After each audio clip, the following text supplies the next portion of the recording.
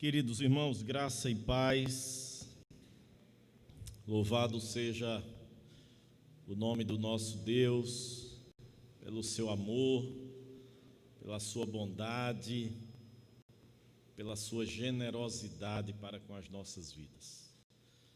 O Senhor tem nos alimentado, queridos, através da sua palavra, tem nos fortalecido, tem nos encorajado a prosseguir. Louvado seja o nome do nosso Deus.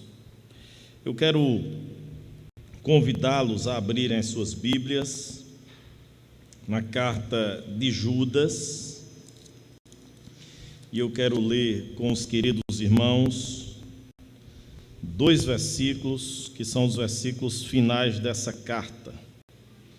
Versículo de número 24, versículo de número 25.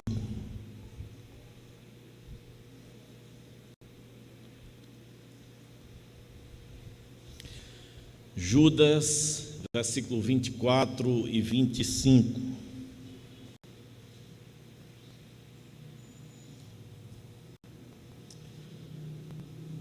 Vamos ler juntos, queridos, a uma só voz, vamos lá?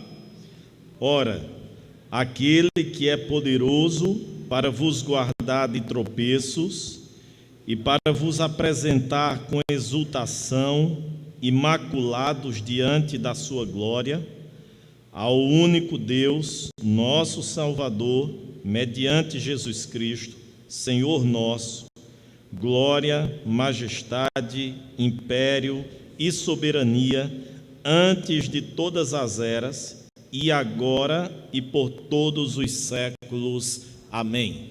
Vamos orar mais uma vez. Deus, nós te louvamos, ó Pai, te damos graças, porque de fato o Senhor até aqui tem nos abençoado. Que o Senhor tenha encontrado sinceridade, verdade em nossos corações, nesse momento em que passamos louvando ao Teu nome e exaltando ao Senhor. Pedimos também, ó Deus, que o Senhor nos dê um coração quebrantado, um coração sensível, ouvidos que realmente ouçam a Tua palavra, que é a Tua voz, e traz-nos alimento. Nós te pedimos, ó Deus, em nome de Jesus. Amém. Queridos, quem de nós nunca ficou desanimado? Quem de nós nunca ficou desanimado? É quase impossível viver neste mundo amaldiçoado pelas consequências, pelos resultados do pecado, da queda, sem experimentar alguns momentos, algum período em que o seu coração não queira desanimar. E quando nós olhamos, queridos irmãos, para as Escrituras Sagradas, nós encontramos muitos homens e homens piedosos, homens tementes a Deus, homens que amavam verdadeiramente a Deus, mas que experimentaram ou que lutaram contra o desânimo em suas vidas. Quando nós lemos a história do personagem Jó, Moisés, Elias, Jeremias, homens os quais nós jamais teríamos a audácia de dizer que não são homens ou não foram homens de Deus. Pelo contrário, homens cujas suas biografias nos inspiram. Mas mesmo assim, em algum momento da vida, da existência desses homens, eles tiveram que lutar, que enfrentar, que lidar com a realidade do desânimo que abatia ou que tentava abater o seu coração. Por que não nos lembrarmos das palavras do salmista no Salmo 42 e 43? Por que estás assim tão triste, ó minha alma? Por que está assim tão perturbada dentro de mim? Esse era um questionamento, uma pergunta do salmista frente a um tempo em que o desânimo queria se apoderar do seu coração. Por que estás tão triste, tão abatida, ó minha alma? Esses salmos nos mostram, queridos, e nos revelam que o desânimo muitas vezes bate à porta do coração de homens e de mulheres, inclusive que temem a Deus, que amam verdadeiramente ao Senhor. E normalmente, queridos, o desânimo ele é motivado por alguma circunstância angustiante na qual nós nos encontramos. Pode ser por uma saúde debilitada, nossa ou de um ente querido nosso. Pode ser zombaria, ofensa por parte de colegas de trabalho ou familiares, fracassos pessoais, profissionais, materiais, quedas recorrentes em um determinado pecado, até mesmo eventos mundiais, como exemplo a Covid-19. São situações difíceis, vivenciadas na igreja, no trabalho, na família, na saúde, que fomentam ou que levam o coração de uma pessoa ao desânimo, ao desencorajamento, à desmotivação. E a pergunta que nós devemos fazer, queridos, é: onde encontrar solução para esse mal? E eu cito as palavras do reverendo Hernandes Dias Lopes, quando ele diz: não é buscando a autoajuda, mas é a ajuda do alto. Muitas pessoas têm tentado enfrentar, lidar com o desânimo que tenazmente, insistentemente está ali batendo na porta do seu coração, com armas, com meios estritamente humanos. E o máximo que conseguem são períodos curtíssimos de alento, de alívio. Porque não é em nós mesmos, não é nas outras pessoas que nós encontramos a solução para o abatimento, para o desânimo. Pelo contrário, é em Deus que nós encontramos a solução para o desânimo. E, queridos irmãos, esse texto, e aí eu quero que você olhe para o versículo, os 2 versículos que nós lemos, porque esse texto nos remete certamente à solução maravilhosa de Deus para o desânimo. E o texto que nós lemos, ele é classificado literariamente como uma doxologia. O que é uma doxologia? Doxologia é um hino, é um cântico de louvor, de exaltação. E claro, queridos irmãos, quando nós olhamos para esses 2 versículos, nós contemplamos neles uma belíssima doxologia, uma expressão de louvor, de exaltação ao Senhor Deus. Mas ele é muito mais do que uma doxologia. Esse texto nos traz certamente, queridos irmãos, uma solução para o problema do desânimo que muitas vezes perturba a minha vida e a sua vida. E quando nós lemos essa carta, queridos irmãos, nós vemos que no começo da epístola aqui de Judas, ele está descrevendo momentos e tempos extremamente difíceis. O contexto em que Judas está inserido e está escrevendo essa carta é um contexto em que o falso ensino estava perturbando a vida da igreja. Inclusive, Judas deixa muito claro na sua carta que ele intencionava tratar de um outro tema, mas o Espírito Santo de Deus, unido e contemplando a necessidade da igreja, fez com que Judas direcionasse o seu escrito a uma convocação coletiva, pública, no intuito dos crentes estarem unidos, batalhando contra o falso ensino e defendendo e hasteando a bandeira do Evangelho. E Judas, queridos irmãos, descreve na sua carta, ao longo dessa carta, as características dessas pessoas que estavam abraçando o falso ensino e que estavam perturbando a sua igreja. Judas diz que eram pessoas ímpias, pessoas que simplesmente faziam chacota da graça de Deus, do senhorio de Cristo. Eram pessoas que não tinham nenhum tipo de temor, inclusive negavam a própria verdade e não se submetiam às autoridades.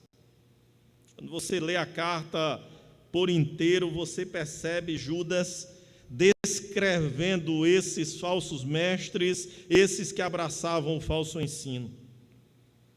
Mas a partir do versículo de número 17, queridos, Judas faz uma série de recomendações para aqueles crentes que iriam ler a sua carta. E ele naturalmente faz recomendações para que os crentes estivessem guardados no amor de Deus, na certeza também de que Deus os guardaria em seu amor. Mas que eles não fizessem nenhum tipo de corpo mole frente aos falsos mestres e frente ao falso ensino. Pelo contrário, que eles estivessem firmes na palavra, na fé que de uma vez por todas tinha sido entregue aos santos. E no versículo de número 24 e 25, objeto do nosso olhar nessa noite, Judas nos lembra, queridos irmãos, 3 verdades extremamente importantes. E essas verdades, elas são o remédio de Deus, o antídoto de Deus contra o desânimo que muitas vezes quer tomar conta da nossa vida. Judas lembra quem Deus é, Judas lembra o que Deus tem, e Judas lembra o que Deus pode fazer. E eu quero convidar você a olhar comigo essas 3 verdades nos versículos que nós acabamos de ler. Em primeiro lugar, quando nós enfrentamos circunstâncias potencialmente desanimadoras, precisamos nos lembrar de quem é Deus. E quem é Deus aqui, queridos, no texto que a gente leu? Se os irmãos perceberem, no versículo de número 25, Judas usa uma expressão dizendo que Deus, ele é único. Ao único Deus. Esse pensamento, queridos irmãos, ele é extremamente encorajador. Saber que só existe um Deus e que nós servimos a esse único Deus. E essa verdade, ela era extremamente importante ser ressaltada por Judas, principalmente diante do contexto em que os leitores dessa carta estavam. Vamos nos recordar, queridos irmãos, que predominava nessa época o pensamento grego. E o pensamento grego, a cultura grega dominante nesse período, era uma cultura politeísta, pagã. Os gregos acreditavam em muitos deuses, como por exemplo, Zeus, Hera, Artemis, Apolo. e muitos outros. E essa prática de adoração a deuses variados, falsos, ela inclusive suscitou revolta por parte do apóstolo Paulo. Quando nós lemos lá o livro de Atos, no capítulo de número 17, aquele momento em que Paulo está em Atenas, o berço da filosofia, do pensamento grego. Os estudiosos dizem que só havia uma cidade que amava semelhantemente a Atenas, a filosofia e o saber humano, que era justamente Corinto. Por isso que Paulo, no início da sua carta, diz que a sabedoria humana não compreende, não entende a mensagem da cruz. Para ela lhe é loucura. E Paulo, no Areópago, entre os filósofos, estoicos, epicureus, ele contempla vários altares construídos a vários deuses, a várias divindades.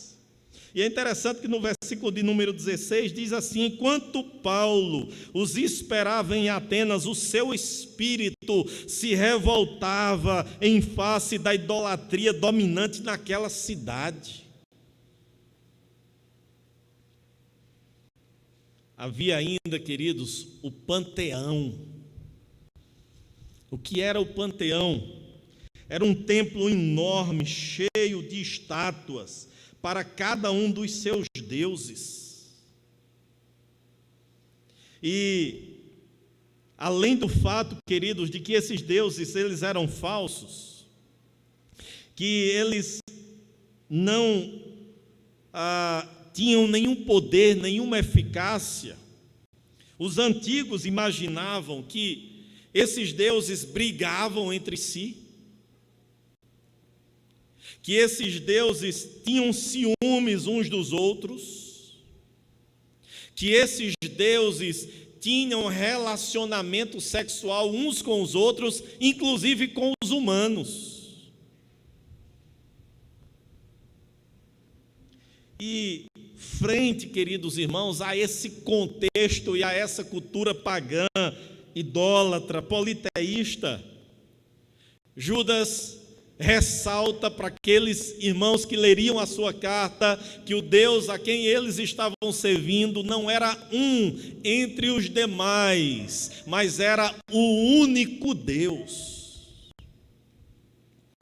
Judas traz à memória certamente a verdade tão expressada em Deuteronômio capítulo 6, versículo 4.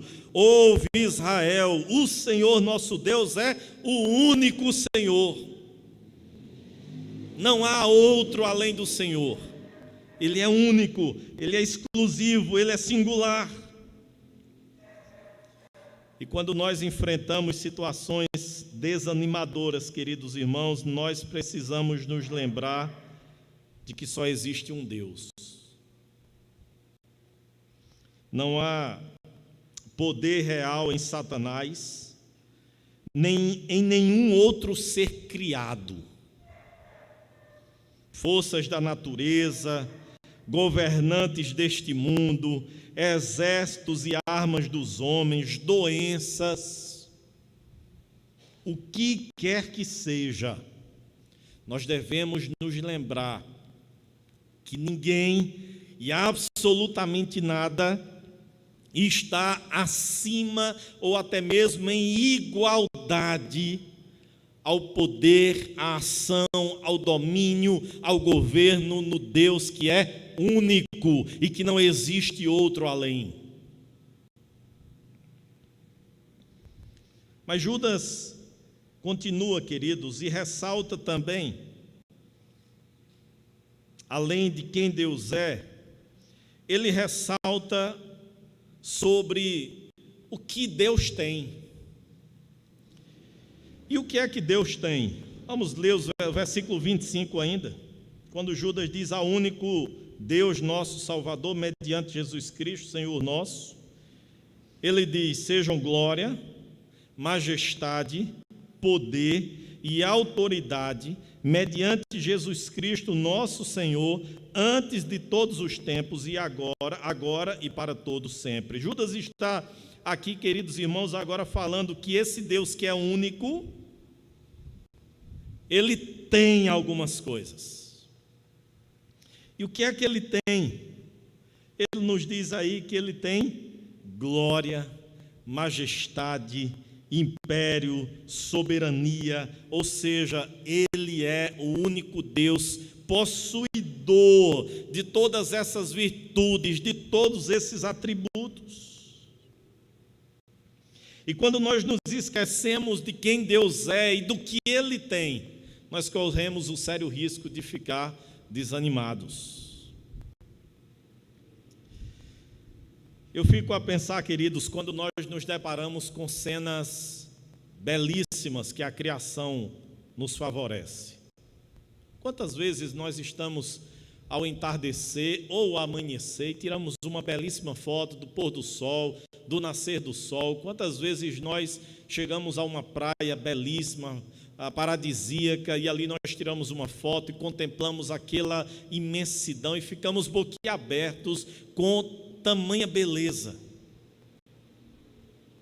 Mas a gente precisa lembrar, queridos, que por mais gloriosa, por mais majestosa, por mais imponente que seja a criação, ela é apenas um fraco reflexo da glória e da majestade de Deus. Deus é infinitamente maior, infinitamente mais glorioso, mais majestoso do que até mesmo aquilo que Ele fez, do que aquilo que Ele criou.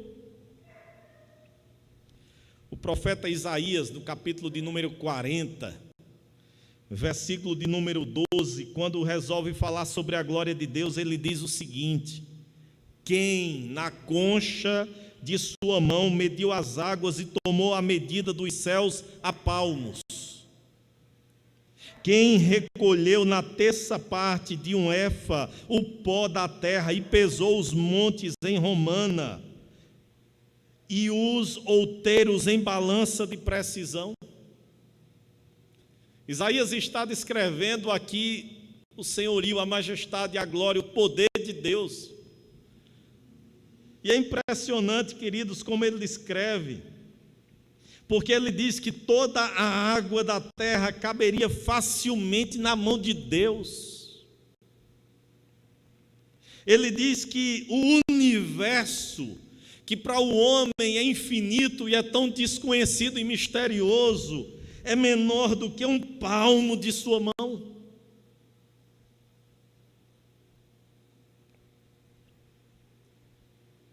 Moisés, na sua caminhada e na sua liderança ali com o povo de Israel, precisou ser motivado, encorajado, relembrando da glória de Deus.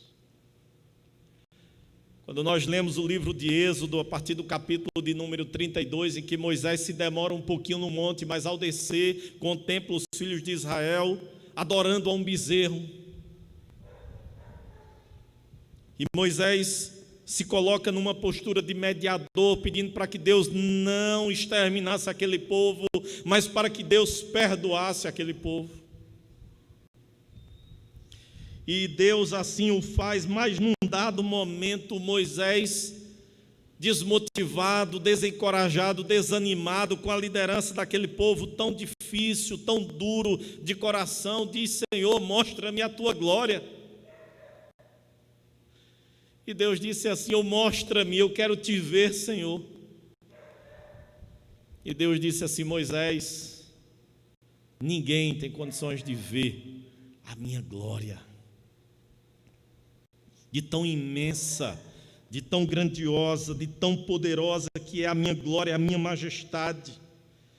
Te deixarei ver apenas um lampejo, um breve reflexo, para preservar a tua existência, Moisés. Queridos, Deus é tão glorioso que, se nós víssemos sua plena glória e majestade, na situação em que nós nos encontramos atualmente, o nosso corpo seria totalmente desintegrado em sua presença.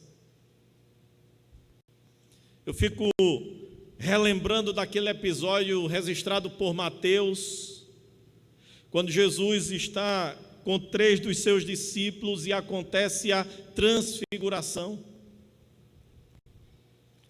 E os discípulos contemplam ao lado Elias, o outro Moisés, e Pedro diz assim: nós não queremos ir para lugar nenhum, é melhor ficar aqui, vamos construir 3 tendas. Ali era um reflexo que Jesus estava proporcionando aos seus discípulos do seu estado após a ressurreição dentre os mortos, de glória, de majestade, de beleza. O profeta Isaías, quando descreve criaturas celestiais sem pecado, que eram os serafins, diz que eles cobrem o rosto e os pés na presença de Deus. Nosso Deus, queridos, realmente é um Deus temível. E em tempos de desânimo, nós precisamos refletir em sua glória, em sua majestade, em seu poder. É isso que Judas está aqui nos ressaltando. Glória, majestade, império e soberania, tudo isso está em Deus. Em tempos de desânimo, precisamos refletir no fato de que Deus tem domínio e autoridade sobre tudo. Salmo de número 103, versículo de número 19, o salmista diz: nos céus estabeleceu o Senhor o seu trono, e o seu reino domina sobre tudo. Salmo 115, 3, no céu está o nosso Deus, e tudo faz como lhe agrada. Isso é soberania, isso é poder, isso é autossuficiência, autoexistência. Deus não presta contas a ninguém daquilo que Ele faz, porque tudo que Ele faz é santo e bom. E porque Ele não depende de absolutamente ninguém, pelo contrário, tudo está debaixo do poder, da autoridade, do governo de Deus. Os anjos obedecem ao Senhor. E Satanás é refreado por Deus. Ele não vai além daquilo que Deus lhe permite ir. Nós precisamos nos lembrar, queridos, em tempos de desânimo, desse controle, desse domínio, desse governo absoluto, completo de Deus sobre todas as coisas. E pela manhã eu fazia citação de um best-seller, O Peregrino, de John Bunyan, e eu quero novamente fazê-lo porque ele ilustra muito bem essa ideia. Quando o cristão, o personagem relatado lá por Bunyan, está caminhando e ele encontra 2 homens, temeroso e desconfiança. E esses 2 homens caminham na direção contrária. E ao passarem por cristão, esses 2 homens, temeroso e desconfiança, alertam cristão a dar meia volta, pois havia leões no caminho. E ao ouvir isso, o cristão é tentado a mudar de rumo, mas é nesse momento que alguém mais ali aparece, e esse alguém mais que aparece diz a cristão que há leões, mas acrescenta que eles estão devidamente acorrentados, e que ele pode prosseguir, seguir a jornada, o caminho em que ele estava indo. Que não desse ouvido a temeroso e a desconfiança, mas que seguisse a sua jornada. Essa ilustração de John Bunyan, O Peregrino, queridos, ela traz essa verdade preciosa de que Deus tem controle sobre absolutamente tudo e todos, e que nem mesmo Satanás, o inimigo de nossas vidas, ardiloso, perigoso, não pode nos tocar ou nos fazer mal, porque o Senhor o tem em seu domínio e em seu controle.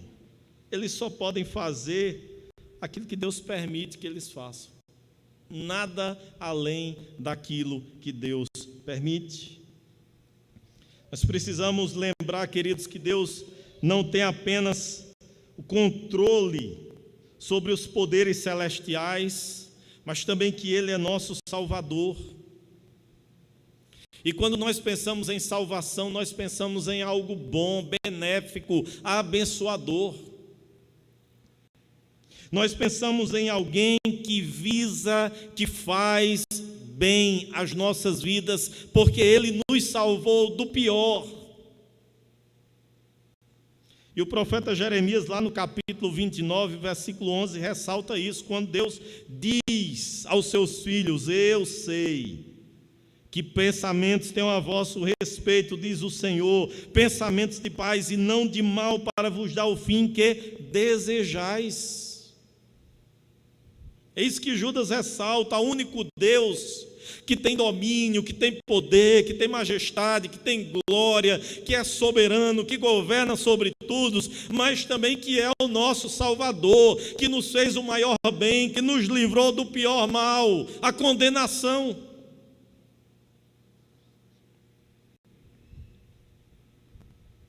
Deus é também, queridos, soberano sobre as coisas criadas, sobre os seres celestiais, mas Ele também é soberano sobre as circunstâncias da nossa vida.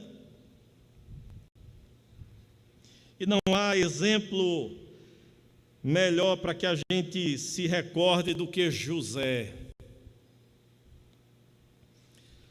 Porque os irmãos de José intencionavam o mal contra ele. Os irmãos de José fizeram o mal contra ele.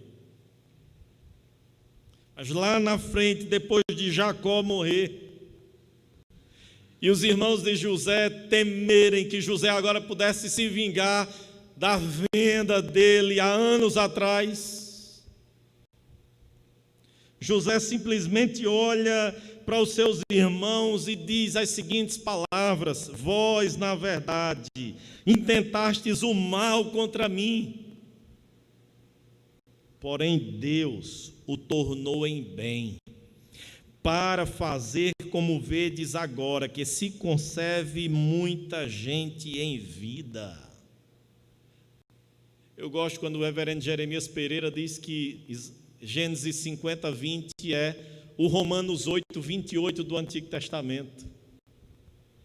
Porque o Romanos 8, 28 nos lembra que Deus faz com que todas as coisas cooperem para o bem daqueles que o amam, daqueles que foram chamados segundo o seu propósito. Deus é soberano, queridos, sobre as circunstâncias da nossa vida. De modo que mesmo as pessoas intencionando o mal contra nós, mesmo as pessoas não apenas intencionando, mas até mesmo concretizando e fazendo algo ruim, prejudicial e nocivo contra nós, Deus é soberano e é poderoso para reverter aquele mal em bem para as nossas vidas e para a glória do nome dEle. Então, em meio ao desânimo, às circunstâncias desanimadoras, nos lembremos que o Senhor Deus é soberano sobre todas as circunstâncias da vida. Deus também tem domínio, querido, sobre e autoridade sobre tudo aquilo que Ele criou. Os seus discípulos, quando em um momento estavam em alto mar, e Jesus acalma uma tempestade, acalma um mar revolto, ondas bravias, ventos impetuosos, e depois da palavra, da ordem de Jesus, acalmaria. Os discípulos perguntam: quem é este, que até o vento e o mar lhe obedecem? Jó, no seu livro, disse: ele é quem remove os montes, sem que saibam que ele na sua ira os transtorna. Quem move a terra para fora do seu lugar, cujas colunas estremecem.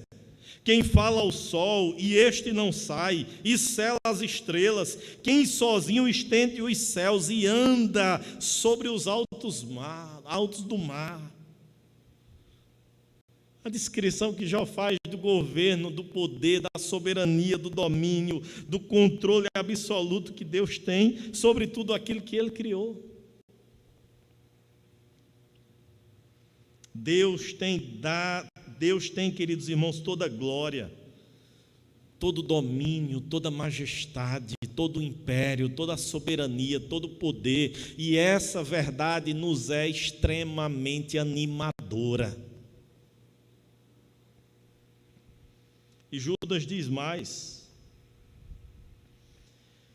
que esse poder, esse domínio de Deus, não é de um tempo desse para cá, ou não tem prazo de expiração, de validade. Judas diz assim: Deus tem tudo isso, e ele diz no versículo 25, no final: antes de todos os tempos, agora e para todo sempre.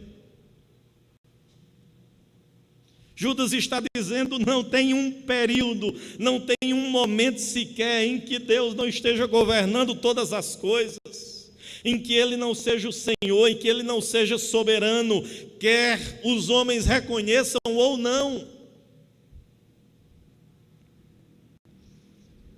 E ao longo da história, queridos irmãos, muitos governantes, homens de grande influência e prestígio passaram. A história diz que Alexandre o Grande tinha 29 anos de idade, quando ele havia conquistado absolutamente tudo. E a história diz que nesse momento em que Alexandre o Grande já tinha conquistado tudo aquilo que era possível conquistar, ele começou a chorar. E ele começou a chorar porque não havia mais nada que ele pudesse conquistar. Mas sabe o que aconteceu com Alexandre o Grande? Um dia ele morreu, e outros tomaram o seu lugar. Porque é assim, queridos. Nabucodonosor foi um homem extremamente poderoso. Os faraós que governaram, que regeram o Egito da mesma maneira. O impetuoso, sanguinário Nero, Domiciano, imperadores romanos, tiveram um prazo curtíssimo de validade a sua autoridade, o seu domínio, o seu governo. Nações, reinos, governos já se levantaram, mas caíram. Mas há um rei que governa e que, se o reino não se acaba, esse rei chama-se Jesus Cristo. É por isso que nós cantamos aqui, queridos: os reinos se abalam, os povos passam, os governantes passam, mas o reino do Senhor é um reino eterno. Por isso o salmista diz: uns confiam em carros, outros em cavalos, nós, porém, nos gloriaremos em um nome do Senhor Deus. Eles se curvam e caem, nós, porém, nos levantamos e nos mantemos de pé, porque a nossa confiança não está em carros, não está em homens, a nossa confiança está no Deus, Criador dos céus e da terra. E por fim, queridos, Judas nos lembra que além de quem Deus é, do que Ele tem, o que Ele pode fazer.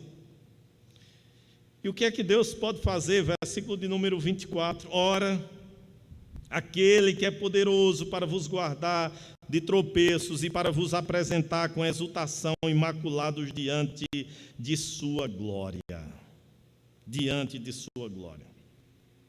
As Escrituras, queridos, estão cheias de lembretes de como Deus é capaz e como Ele é pleno, poderoso para fazer tudo aquilo que Ele deseja fazer e quer fazer. O apóstolo Paulo, escrevendo sua segunda carta aos Coríntios, capítulo 9, versículo 8, diz: Deus pode fazer-vos abundar em toda graça, a fim de que, tendo sempre em tudo ampla suficiência, superabundez em toda boa obra. Em Efésios, ele elabora um louvor, uma glória, dizendo: ora, aquele que é poderoso para fazer infinitamente mais do que tudo quanto pedimos ou pensamos, conforme o seu poder que opera em nós, a ele a glória.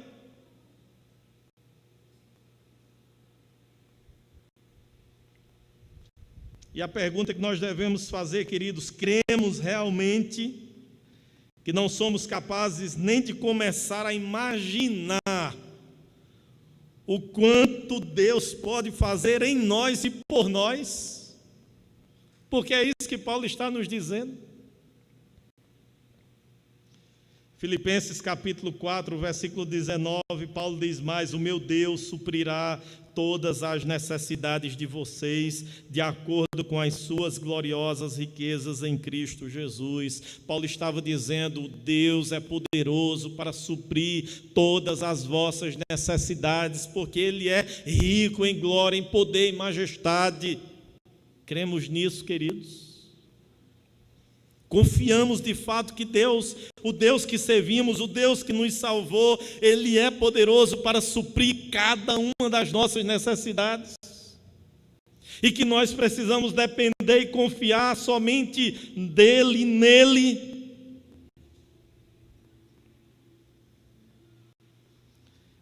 Judas nos lembra que Deus é capaz de apresentá-los diante de sua glória, sem mácula e com grande alegria. O que é que Judas tem em mente, queridos? Judas tem em mente a concretização, a finalização, o término de uma obra que ele começou nas nossas vidas por meio da sua entrega na cruz do Calvário. E aí nós devemos nos recordar do apóstolo Paulo escrevendo aos Filipenses, quando ele declarou: eu estou bem certo de que aquele que começou boa obra em vós, Ele é poderoso, Ele é fiel para terminar, para concluir, para acabar essa obra. E é isso que Judas está dizendo. Judas está dizendo: Ele é poderoso para vos guardar de tropeços e para vos apresentar com exultação, imaculados diante de sua glória. O que é que significa tropeçar, queridos? A palavra tropeçar aqui, ela significa cair, mas ela tem origem numa outra palavra grega, que diz que significa errar, pecar, fracassar em salvar-se. Fracassar em salvar-se. E aí Judas está dizendo: olha, Deus é capaz de vos guardar de tropeços. Deus é capaz de vos guardar e de vos apresentar imaculados diante da sua glória. As duas coisas que Judas está aqui em mente, queridos: que Deus, que começou a boa obra, a obra da salvação, Ele vai terminar, Ele vai concluir. A segunda é que Deus é capaz de nos guardar de tropeçar no pecado agora mesmo, e Ele o faz. E Ele nos abençoa de forma que vençamos, que superemos. Romanos 8,37 diz: mas em todas estas coisas somos mais do que vencedores por meio daquele que nos amou.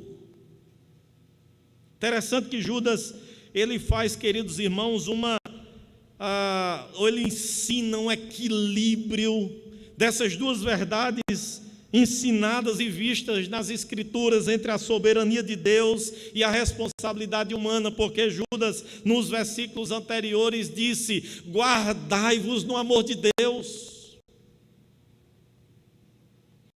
façam a parte de vocês, guardem-se no amor de Deus. Mas por outro lado, ele agora no verso 24 diz: Ele é poderoso para vos guardar de tropeços, e para terminar e para concluir a obra que Ele começou. Queridos irmãos, esta é a solução de Deus para o problema do desânimo. E aí eu pergunto: você anda desanimado? E quais circunstâncias têm provocado e causado desânimo ao seu coração?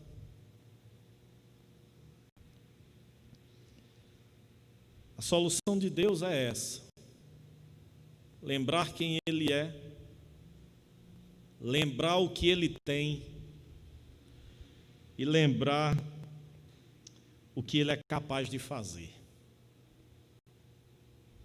Queridos, eu tenho absoluta certeza que essas verdades não são novas para vocês, como não são para mim.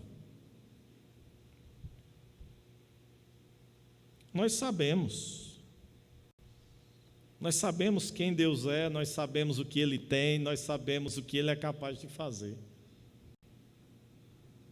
Mas como é que verdades tão óbvias, tão cristalizadas nas Escrituras Sagradas podem fazer diferença em meio ao desânimo que abate muitas vezes o nosso coração? É justamente quando essas verdades, queridos, elas não são apenas teorias ou decorebas que um dia nós aprendemos, mas quando essas verdades são internalizadas, encarnadas, avivadas, aguçadas em nosso coração e mente, de modo que quando nós nos deparamos com qualquer situação desanimadora, nós possamos trazer à memória que Deus, Ele é Deus. Por isso cantamos: se Deus fizer, Ele é Deus; se Ele não fizer, Ele ainda continua sendo Deus.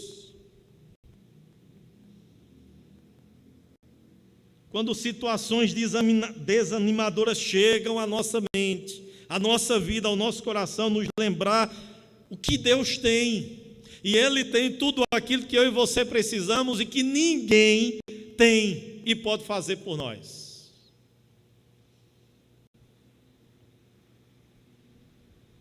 Essas verdades, queridos, precisam controlar a nossa vida, a nossa mente e o nosso coração.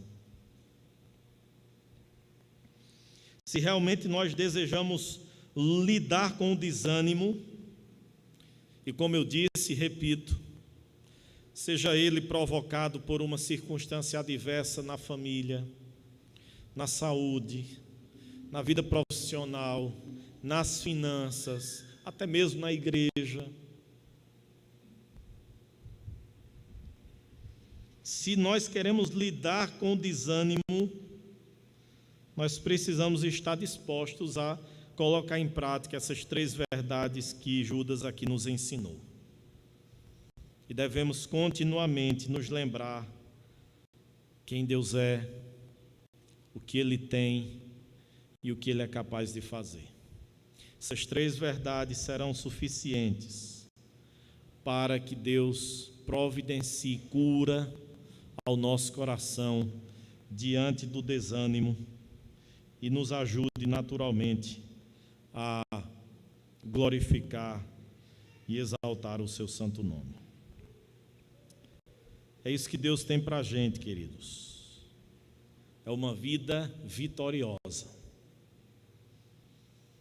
onde o desânimo, onde a desmotivação, onde o desencorajamento podem e devem ser vencidos e superados por meio da sua pessoa, quem Ele é, daquilo que Ele possui, que Ele tem e daquilo que Ele é capaz de fazer.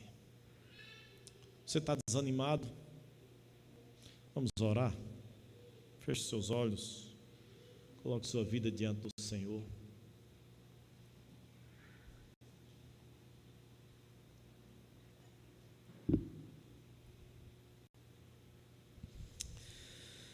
Deus amado, nós nos achegamos a Ti nessa noite, pedindo que o Senhor guarde o nosso coração. Guarde o nosso coração da incredulidade, guarde o nosso coração da dúvida, guarde o nosso coração do desânimo.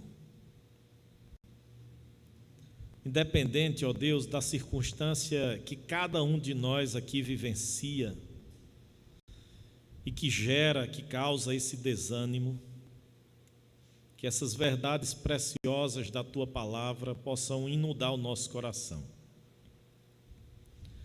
e possam nos fazer animados, esperançosos, vibrantes, entusiasmados, certos de que nós servimos não a uma divindade qualquer, falsa, enganadora, mas servimos ao Deus único, verdadeiro, Salvador de nossas vidas. Nos faz, ó Deus, entender que de fato, além do Senhor ser único, o Senhor é esse Deus soberano, majestoso, glorioso, poderoso, para fazer muito, mas muito mais do que a nossa mente finita possa imaginar, conjecturar.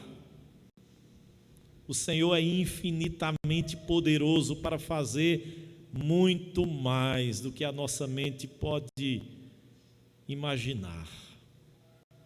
Deus, que essas verdades animem o nosso coração, que não sejam as previsões humanas, que não sejam as catástrofes naturais ou provocadas pela ação do homem, que não seja absolutamente nada disso, ó Deus, que crie pânico no nosso coração, desânimo,